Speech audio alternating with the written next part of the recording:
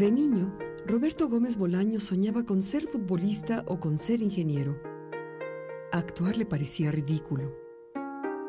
Pero con el paso de los años descubrió su verdadera vocación.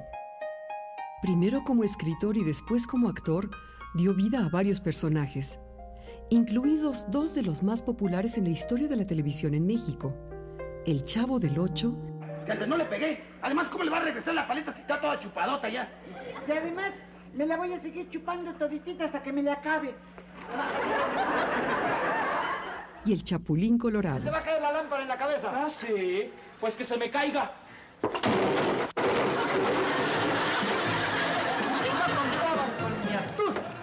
Roberto nació en el Distrito Federal el 21 de febrero de 1929, en el seno de una familia de clase media acomodada. Su padre, Francisco Gómez Linares, fue pintor y dibujante.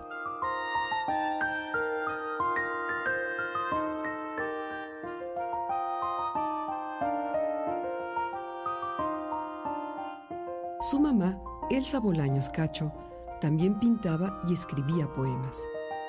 Don Francisco retrató a la esposa del presidente Portes Gil y a varios presidentes de Estados Unidos, y sus dibujos aparecían en la portada del Universal Ilustrado, del que fue director artístico.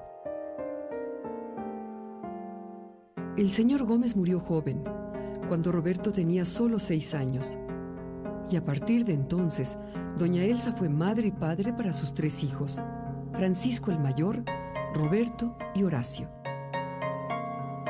Ella había estudiado de joven en Nueva York y hablaba el inglés perfectamente, de modo que pudo desempeñarse como secretaria en inglés y ganar buenos sueldos. Mi papá había sido un bohemio, un auténtico bohemio, así es que se gastó lo que había ganado y lo único que dejó fueron deudas. Por lo tanto, ella tuvo que tomar las riendas del hogar y nos mandó a buenos colegios, sacrificándose ella. La muerte de Francisco Gómez coincidió con la crisis económica de los años 30. Su viuda se vio obligada a vender a bajo precio la casa donde vivían. Pero, mujer emprendedora, con sus ahorros y créditos, comenzó a invertir en la construcción y venta de casas.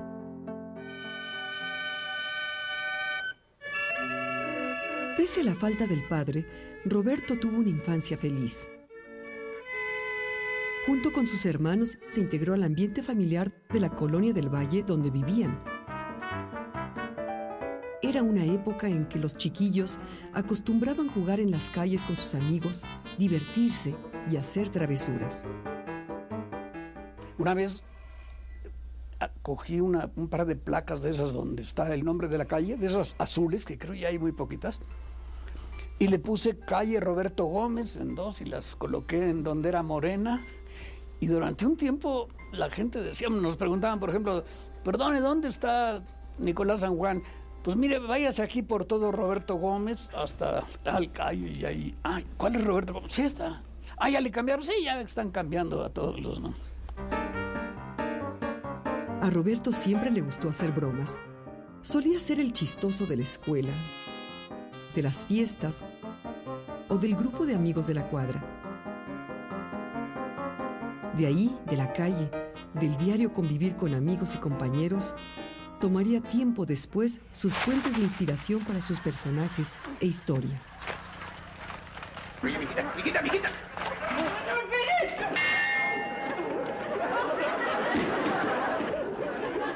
chavo! Ahora sí te sacaste la lotería. ¿Por qué? Le pegaste al gordo.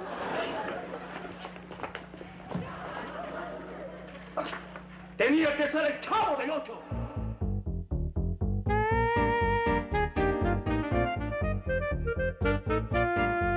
La adolescencia de Roberto Gómez Bolaños, contada por él mismo, se vuelve un recuento de peripecias y aventuras divertidas, de episodios festivos y picarescos. Cuenta que cuando frisaba los 15 años, se estrenó en México una película de Walt Disney, en la que aparecía un personaje latoso y escandaloso, que a todo el mundo molestaba. Era un aracuán, con el que sus amigos y él se identificaron. Era también un un ambiente sensacional. Había clubes, pandillas, pero le pusimos nombre de clubes para que sonara menos fuerte. La nuestra era famosísima, los Aracuanes.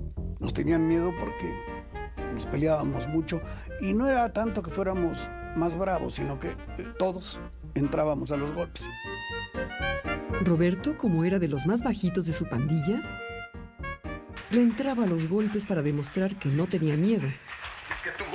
Pero también porque le gustaba y asegura, era bueno para pelear. Pero sí era muy peleonero.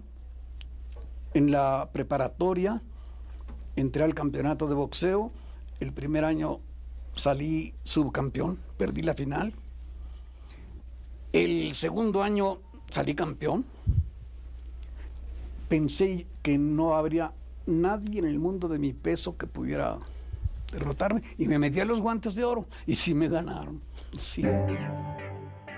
El joven Roberto fue contemporáneo y vecino de Luis Echeverría, de José López Portillo y de Arturo El Negro Durazo, quienes formaban parte de la banda Los Halcones. Pero Roberto afirma que a los dos expresidentes no los conoció, porque no eran famosos en la colonia. El que era famoso, y conocí mucho, fue al amigo de ellos, Arturo Durazo, el Negro Durazo. Él sí lo conocí mucho, inclusive tuvo una novia en la privada donde yo vivía, y yo le llevaba recaditos a la novia, le detenía a veces el saco para pelearse. En el fondo, los aracuanes eran buenos muchachos que buscaban divertirse y liberar el exceso de energía. Gustaban de organizar fiestas en las que escuchaban música de Agustín Lara, Gonzalo Curiel, Guti Cárdenas y bailaban al ritmo de foxtrot, swing, mambo y cha-cha-cha. En la pandilla todos eran deportistas. Jugaban básquetbol y béisbol, pero el deporte que apasionó desde siempre a Roberto fue el fútbol. Su posición era de extremo izquierdo, gambetero y goleador. Participó en varios juegos preliminares como parte de las fuerzas infantiles y juveniles del equipo Marte. Sin embargo, tuvo que olvidarse de ser futbolista profesional debido a su bajo peso, 48 kilos, pues fácilmente lo desplazaban. Pero Roberto no se amargó por no poder realizar ese sueño, pues cuando la mala fortuna le cerraba una puerta, el ingenio le abría otras. Me promete mi tío regalarme una guitarra y sí, con una regla T le puse tachuelas, ligas, marqué los trastos para ir aprendiendo las posiciones, los cambios. De modo que cuando me dieron la guitarra como, no sé, 5 o 6 meses después, yo ya podía hacer los cambios de la mayor y menor y de do mayor. Yo llegué a llevar serenata a alguna novia o alguna pretensa solito, con mi guitarra y solito en una callecita. La capacidad de Roberto de aprender por sí mismo le permitió no solo tocar la guitarra, sino incluso, con el paso del tiempo, componer canciones.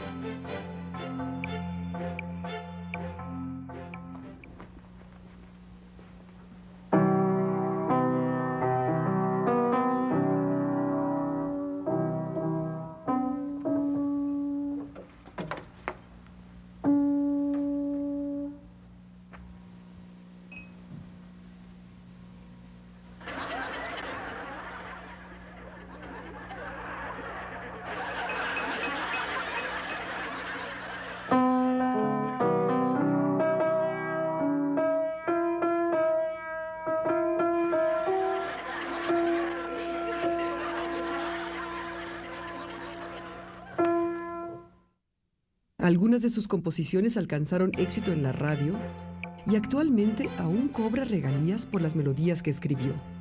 Pero en su juventud lo que Roberto deseaba era divertirse. Con un grupo de amigos formaron un grupo musical con el que durante 3 años se dedicaron a amenizar fiestas.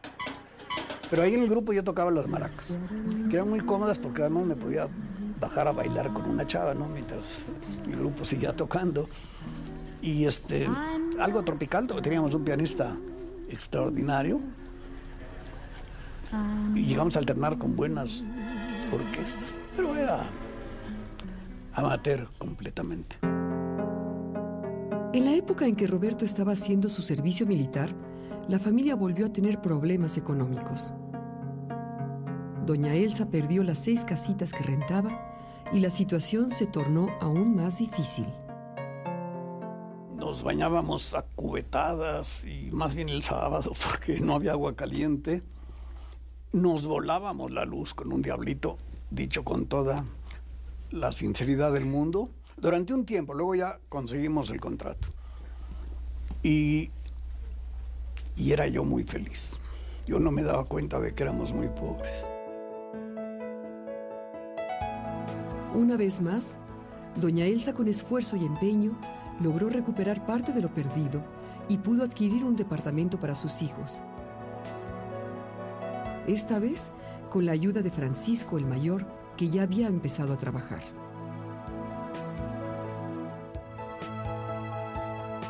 Roberto terminó la preparatoria en el Colegio Francés Morelos de los Hermanos Maristas e ingresó a la Facultad de Ingeniería de la Universidad Nacional.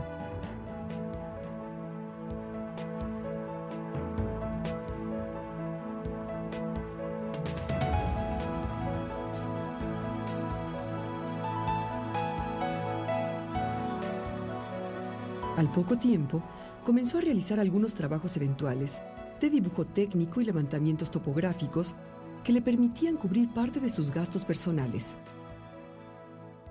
Yo pensaba ser, bueno, por un lado futbolista e ingeniero, y estudié hasta el 2º año de ingeniería, pero mi concepto de lo que era la ingeniería era un poco romántico. Yo había vivido con un tío en Guadalajara y él era ingeniero y tenía un taller maravilloso. Lo ayudé a construir una locomotora de vapor, miniatura. Y yo pensé que la ingeniería sería eso, diseñar juguetes, mecanismos ingeniosos. Un tanto decepcionado de la ingeniería y aún sin saber qué era lo que realmente deseaba hacer en la vida, Roberto descuidó sus estudios. Acudía regularmente a la facultad, pero pasaba la mayor parte del tiempo en el café de la escuela, contando chistes, tocando la guitarra y a veces jugando canicas.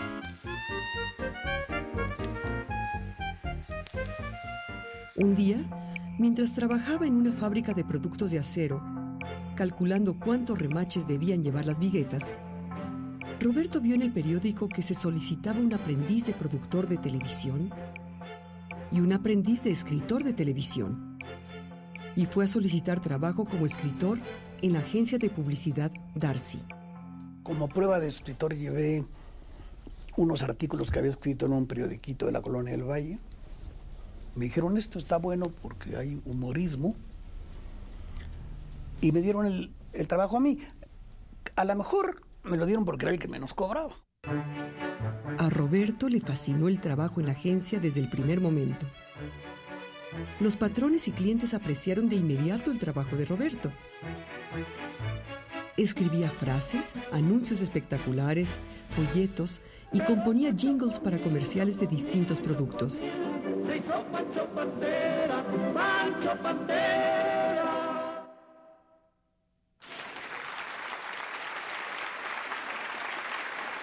Desde su primer encuentro con el teatro, a Roberto le empezó a dar vueltas en la cabeza la idea de que escribir era lo que verdaderamente le gustaría hacer en la vida. Y el trabajo en Darcy le ayudó a salir de dudas.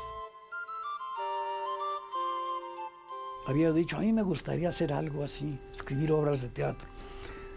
Pasó el tiempo y ya en Darcy dije, bueno, puedo escribir algo así como esto en pequeño, en programas, sketches, rutinas cómicas. Siempre me especializaron por la parte humorística, aunque hacía yo de todo. Y se me fue forjando la idea de que eso sería yo. Decidido a ser escritor, Roberto comenzó por su cuenta a leer libros sobre ortografía y redacción, ansioso por conocer y dominar lo mejor posible el idioma.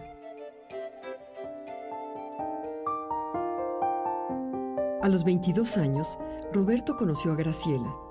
Ya eran novios cuando se enteró de que era casi 8 años mayor que ella. Al principio sintió un poco de remordimientos, pero el amor pudo más, y la relación continuó a lo largo de más de 4 años.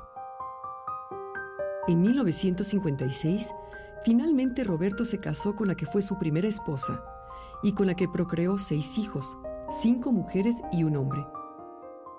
Cuando se casó, Roberto continuaba trabajando exitosamente en la agencia de publicidad Darcy. Ahí mismo en la publicidad me dijeron un día, usted tiene sentido de humor, ¿qué tal si escribe rutinas cómicas de radio para Viruta y Capulina? Y yo dije, ¿quiénes son esas señoras? Me dijo, no son señoras, son señores, como Viruta y Capulina, sí.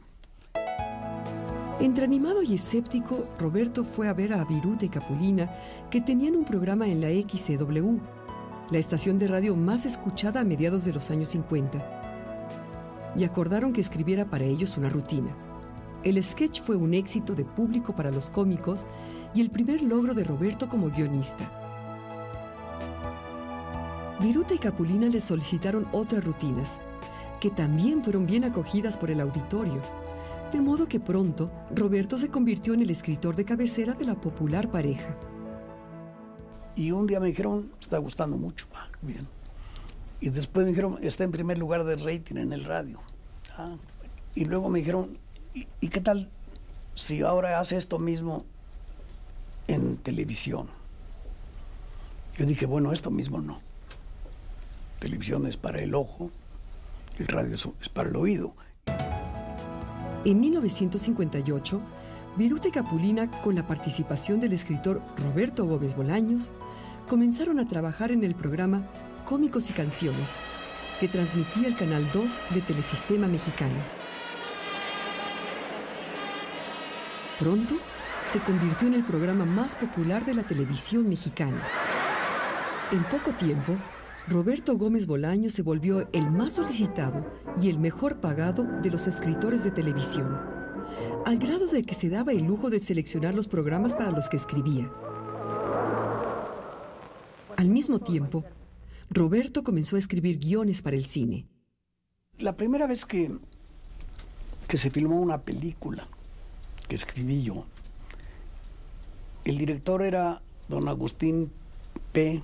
Delgado, la P nunca supe qué era. Y le encantó el guión. Me dijo, es usted un pequeño Shakespeare. Pues era un elogio muy, muy grande. Y entonces empezó a decirme Shakespearito, como diminutivo de Shakespeare. Y la gente repetía lo mismo. ¿Dónde está? Ahí llegó Shakespearito. Compañeros de trabajo y amigos, actores y técnicos, empezaron a llamarlo Shakespearito. Y al mismo tiempo se encargaron de castellanizar el vocablo hasta dejarlo en Chespirito. A Roberto le gustó tanto el seudónimo que lo convirtió en su nombre artístico y con el tiempo llegó a ser más conocido como Chespirito que por su nombre de pila. En medio de semejante éxito, Chespirito pensaba que el resto de su vida se dedicaría únicamente a escribir, pero un accidente cambió de nuevo sus expectativas. Un día, un actor no se presentó en el estudio de televisión y los productores, apremiados por sacar el programa al aire, convencieron a Chespirito de que actuara. Roberto le dio un repaso al texto y antes de salir a escena, colocó papelitos como lo hacía en la escuela a la hora de los exámenes para recordar los parlamentos de su personaje. Había papeles chiquitos que le decía yo, hazlos tú, Roberto. Chepi, yo le decía Chepi. Hazlos tú, Chepi. No, pero ¿qué van a decir que yo? No, hazlos. Y empezó con que se caía y que le pegábamos y se caía y aquí lo mismo que hace, lo que ha hecho, ¿no? Al finalizar el programa, sus compañeros le dijeron que lo había hecho muy bien y lo animaron a que siguiera actuando. Y a partir de ese momento, se asignaba pequeños papeles en los guiones que escribía.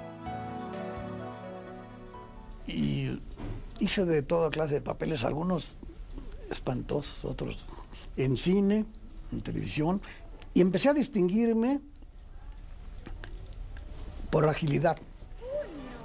La práctica de deportes que había yo tenido, fútbol, boxeo, tumbling, natación, clavados, atletismo, pues me ayudaban para hacer muchas cosas, para hacer caídas buenas, para brincar. para simular los pleitos de la calle. Me sirvieron mucho porque sabía yo pelearme, sabía yo cómo dar un golpe, recibirlo, cómo pararlo, cómo simular que lo recibía. No vayas a sacudir al niño en las piernas.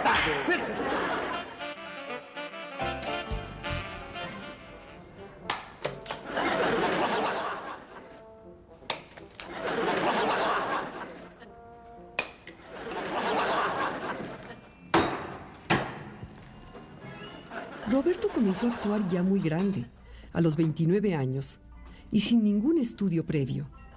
Leyó algunos libros y aprendió conceptos básicos sobre actuación, pero se hizo actor en forma autodidacta.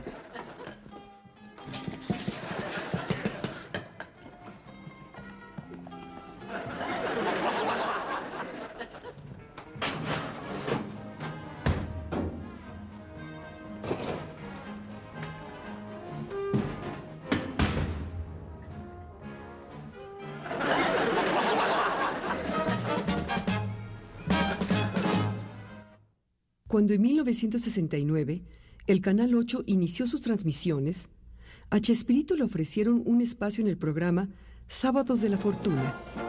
Allí comenzó a presentar el sketch Los Supergenios de la Mesa Cuadrada, que a decir del propio Roberto, era una parodia de las mesas redondas.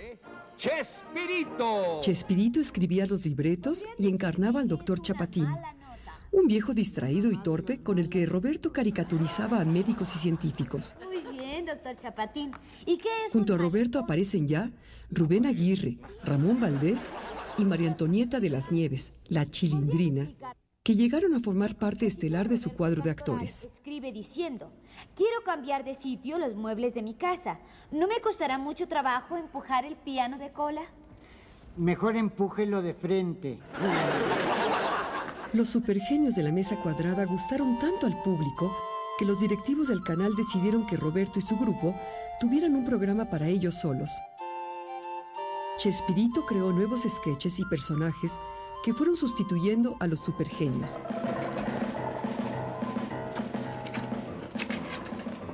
Aquí están sus medicinas, señor. ¿Alguna otra cosita? Caray, pues ya que es tan amable, señorita, tuviera la bondad de marcarme perfectamente bien las medicinas. ¿Cuál es la de mi perro y cuál es la de mi mujer? ¿Cómo no, señor? Por Con mucho favor. gusto. Es que no quiero que le vaya a pasar nada malo a mi perro. Hombre, si solamente estaba cumpliendo con mi deber, viejo. Digo, realmente... Hay una condecoración, además. Sí voy, fotógrafos, prensa. Bien. Sí, cómo no. Sí voy, sí, cómo no. Banquete. Ok, sí voy. Saludos a la familia, ¿eh? Adiós. Yo soy íntimo del general Pérez. Se nota. ¿Y usted qué? Pues nada, hombre, que llevo 4 días con el teléfono descompuesto. Uno de esos nuevos personajes fue el Chapulín Colorado, que se empezó a transmitir en 1970. Más ágil que un refrigerador. Más astuto que un higo. ¿Qué es? ¿Acaso una paleta helada? ¿Un cuaderno cuadriculado? ¡No! Es el Chapulín Colorado. El Chapulín Colorado lo había yo trazado, diseñado mucho tiempo atrás y lo había ofrecido a varios actores que afortunadamente se negaron a hacerlo. Dijeron, no, esto no me interesa. Digo afortunadamente porque entonces yo sí lo pude hacer. Y un trancazo, el Chapulín Colorado. ¡Ey, ustedes! Cerca de un año después, Chespirito tuvo que cancelar el sketch de los chifladitos. Para jugar al trenecito. Me parece formidable. Y recurrió a un material sobre niños que le había sobrado de otro programa. A partir de ese material surgió El Chavo del Ocho. Entonces no te voy a descalabrar los cachetes en todo lo que resta del día. Gracias. No hay por dónde.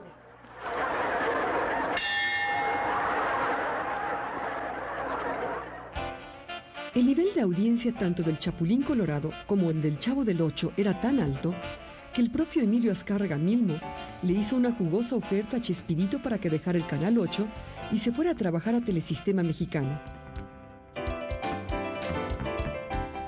Entonces, ya con Chapulín y Chavo, sucedió lo increíble. le ganó el programa al Canal 2.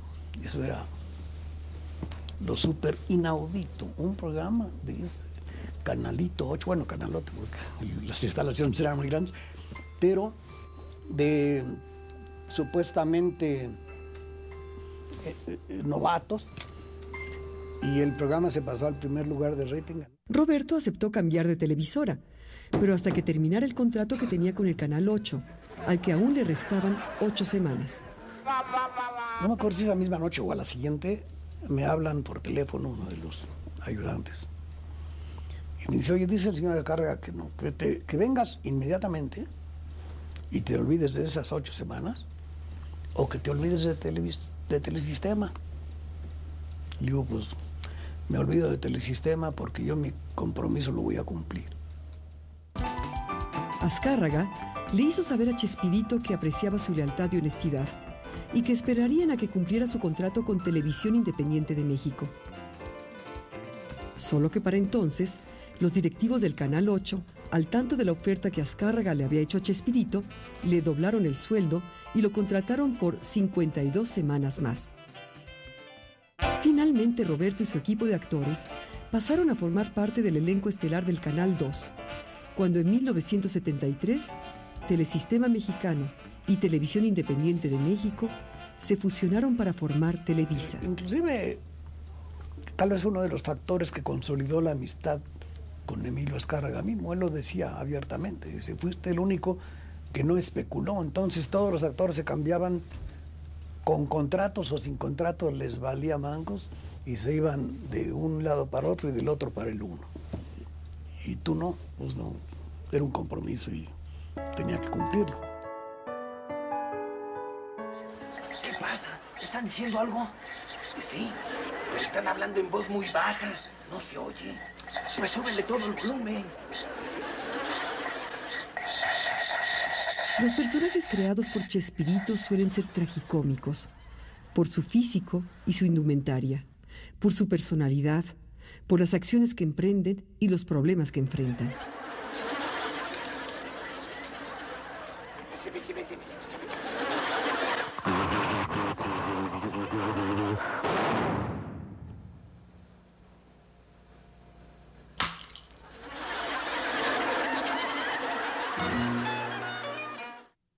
A Chaparrón Bonaparte le dan las chiripiorcas en el momento menos esperado. Usted, señor policía, es solamente una de sus chiripiolcas, pero ahorita se la quito, permítame.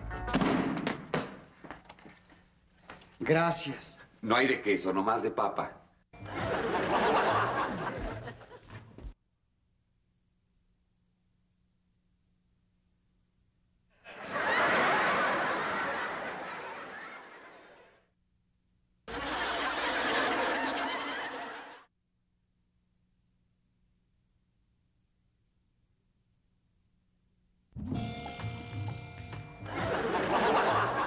Los planes del Chompiras, un ladrón de muy bajos vuelos, fracasan sistemáticamente por la proverbial torpeza tanto de él como de sus cómplices.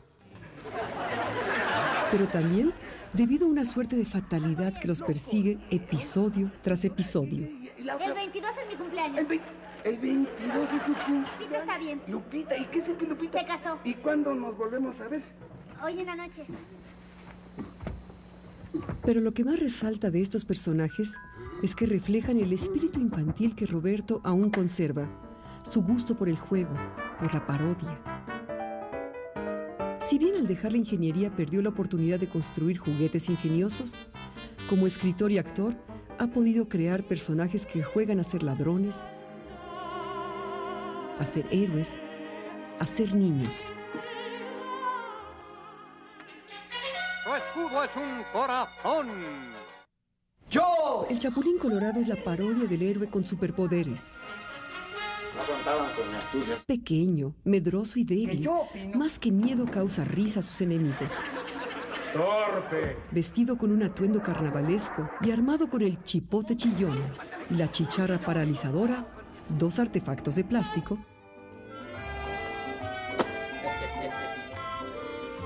¿Y con 2 chicharrazos? Sí. Maravilloso. Ay, Chapulín Colorado, eso es exactamente lo que yo necesito. ¿Me la puedes prestar un ratito? Claro que no. Chespirito juega a defender a quienes se encuentran amenazados por villanos tan torpes y risibles como el propio Chapulín. No contaban con mi astucia. El Chavo. Con el Chavo del Ocho, Chespirito logra conjugar al niño y al adulto que viven en él. Sale, vale. En este programa los personajes niños son interpretados por adultos y los adultos actúan como niños. Pensando en sus hermosos ojos. Es, en cierto modo, el programa de los niños adultos.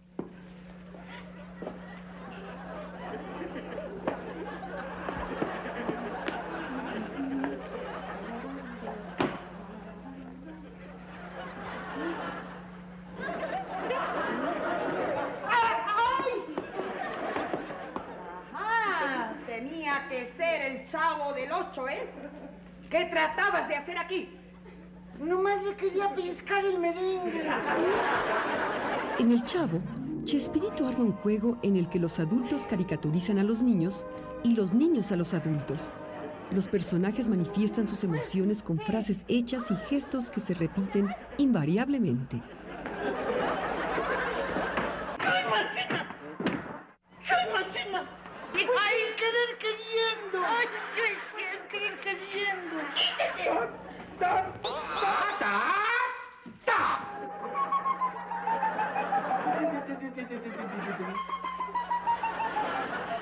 Sí, en las acciones de señor Barriga, bueno, llegar a tocar la puerta y págueme la renta, o decir, tenía que ser el Chavo del Ocho, y que son acciones que se repiten. Yo lo veo, por ejemplo, con los chicos. Un niño disfruta una caricatura más cuando la ve por segunda vez, porque ya sabe lo que va a pasar. Y si tiene junto a un compañerito que no ha visto la caricatura, se le dice, mira, ahora va a pasar, ya ves lo que te dije, es superior.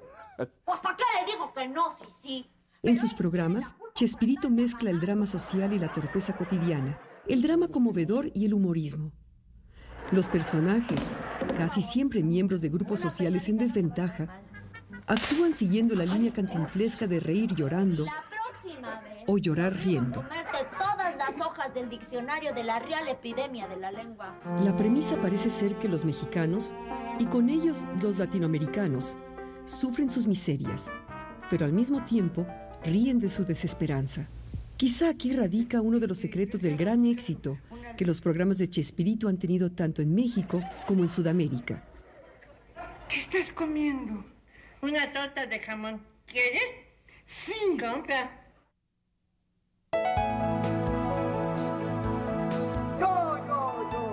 A Roberto Gómez Bolaños no le bastó el éxito que como escritor y actor había logrado. Comenzó a dirigir sus programas y en algunos casos también a producirlos. Escribir, dirigir, actuar son las tres actividades que me gustan mucho. Lo complemento a veces con composición musical, a pesar de no saber música, pero sí tengo 40 canciones fácilmente. Además se daba tiempo para hacer cine y teatro. Escribió y adaptó al menos unas 50 películas y en varias de ellas hizo pequeños papeles. En plan estelar en película fue hasta que hice las mías. La primera fue El Chanfle, que la escribí, la actué, la dirigió Enrique Segoviano. Yo solamente dirigí las tomas del fútbol, que era de lo que yo sabía. Y las ejecuté, las acciones de fútbol. Esa película tuvo un éxito enorme, rompió todos los récords de taquilla establecidos hasta el momento. Después escribió, actuó, dirigió y produjo El Chanfle 2, Charrito, Don Ratón y Don Ratero y Música de Viento. Todas fueron éxitos de taquilla. La comedia 11 y 12, la última que Chespirito ha escenificado, es la obra teatral mexicana con el mayor número de representaciones en temporada de estreno. 3.200 funciones a lo largo de 8 años consecutivos. Pese a tales logros, Roberto afirma que ni el éxito ni la fama lo marearon, porque la popularidad llegó cuando él ya era un hombre maduro. La popularidad me llegó ya rebasadito de los 40 años. Entonces eso no dejó que yo me envaneciera como sucede lógicamente, por ejemplo, con un boxeador que a los 18 años empieza a ser famosísimo y cree ser dueño del mundo. Entonces, yo iba dándome cuenta, quizá como el Chapulín Colorado, fríamente calculado, de la posición que tenía yo en ese ámbito, en el ámbito de la actuación. Sin embargo, el exceso de trabajo y las giras constantes repercutieron en su vida familiar y afectaron la relación con su esposa. Roberto era un hombre enamorado de su mujer y un padre que acostumbraba a jugar con sus hijos y leerles cuentos, pero las ausencias constantes lo llevaron a divorciarse de Graciela. Mi primera pareja tal vez influyó por ausencia, porque las giras y todo eso, pues ahí sí era afuera. Tal vez tuve también descuidos con mis hijos. Me lo han reprochado a veces, pero muy poquito. No sé si es por cariño o porque me perdonan o por lo que sea, pero también nos tratamos con mucho cariño. Y por otro lado, se circunscribía esa, digamos, separación al trabajo, porque nunca me han gustado las parrandas, los desvelos. La separación fue una caída paulatina de la que no se da uno cuenta. En 1978, Roberto inició un romance con Florinda Mesa, con quien vive actualmente.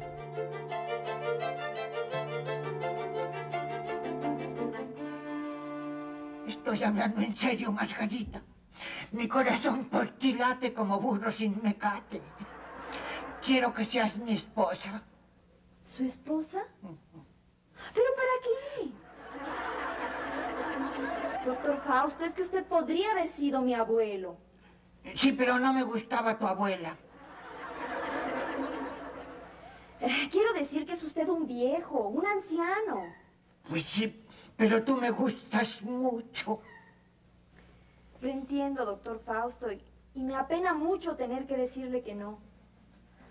Pero hay algo que nunca olvidaré de usted. ¿Qué? Su buen gusto. Hasta mañana, doctor Fausto.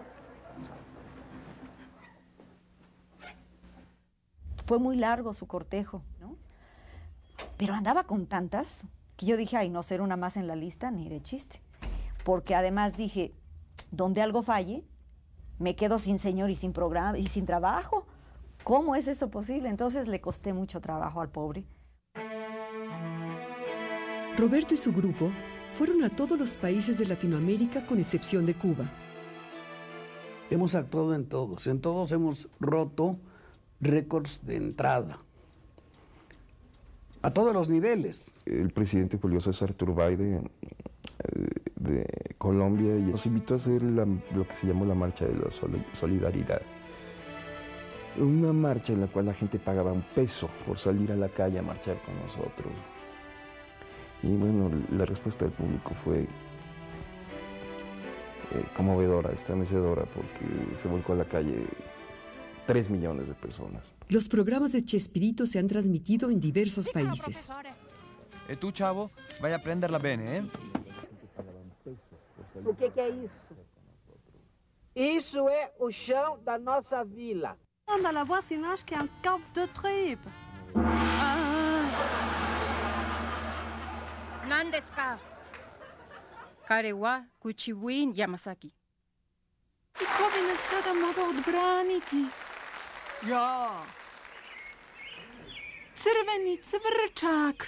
Niste računali na moju hitrost. Za mnom, momci.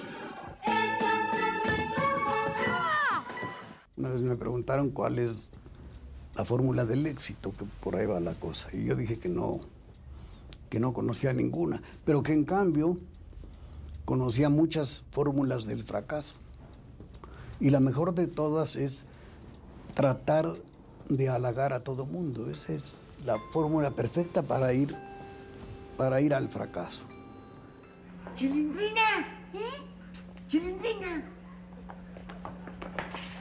¿Ya ves cómo no soy tan tonto como decías?